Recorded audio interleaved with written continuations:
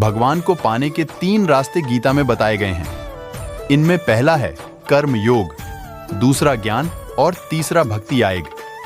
भगवान श्री कृष्ण जब अर्जुन को इन तीनों तरीके के बारे में बताते हैं, तब अर्जुन कहते हैं कि वे इन तीनों रास्तों पर नहीं चल पाएंगे।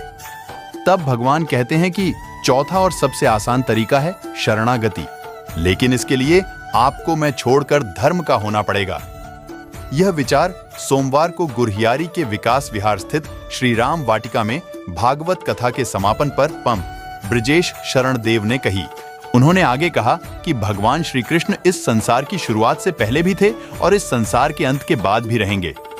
सभी मनुष्यों को गीता के पहले श्लोक के पहले शब्द धर्म और आखिरी श्लोक के आखिरी शब्द ममन को याद रखना ही काफी है। धर्म मम का मतलब है धर्म मेरा है, मैं धर्म का हूं। इसलिए जो भी श्री कृष्ण को इस भावना से स्मरण करेगा वो उन्हें पा सकेगा। कुरुक्षेत्र की रणभूमि में अर्जुन को योग के बारे में बताते हुए श्री कृष्ण कहते हैं कि मुझे पाने के 3 मार्ग हैं, कर्म योग, ज्ञान योग और भक्ति योग। अगर कोई व्यक्ति इन 3 मार्ग पर भी न चल सके तो मुझे सबसे आसान तरीके से पा सकता है, और वो मार्ग है शरणागति।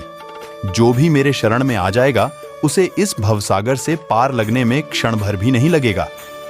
कथा के दौरान आयोजक आमोलियाबाई सोनी, हीरालाल सोनी, सत्यभामा सोनी आदि ने श्रीमद् भागवत महापुराण की आरती उतारी। तुलसी वर्षा हुई। भंडारे में भक्तों ने लिया प्रसाद महाभारत के प्रसंग पर प्रवचन करते हुए। ब्रजेश ने बताया कि भगवान श्री कृष्ण अपने भक्तों के वचन का मान रखने के लिए अपना वचन भी भूल जाते हैं।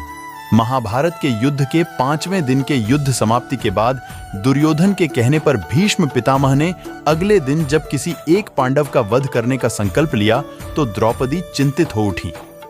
इस पर श्री कृष्ण के कहने पर द्रौपदी ने धोखे से भीष्म से सौभाग्यवती का आशीर्वाद मांग लिया। प्रवचन के उपरांत सभी भक्तों ने भगवत गीता पर तुलसी वर्षा की।